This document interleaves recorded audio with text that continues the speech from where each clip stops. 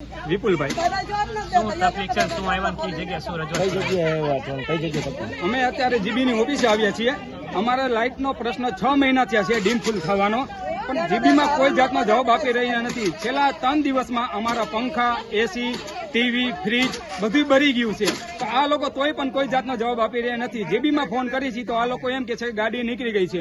આ લોકોની ગાડી હજી સુધી પહોંચતી જ નથી. 6 મહિનામાં કોઈ દી આવી જ નથી. અને પ્રશ્ન બીજો છે કે સવારમાં 5 વાગ્યામાં આવીને ડેલી ખખડાવે લંગરિયા ચેક કરવા હાટું થઈને, પણ જે લોકો લંગરિયા નાખે છે તેની આ તો આ લોકો જતા નથી.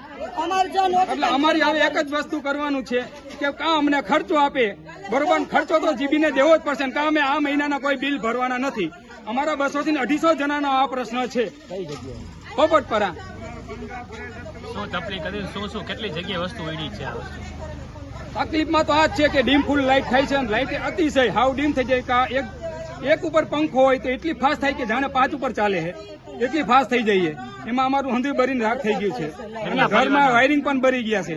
કેટલા પરિવારના વિતા થયો હશે? આ ઓછામાં ઓછા 60 થી 70 જણાને અત્યારે આ પ્રશ્ન થયો છે.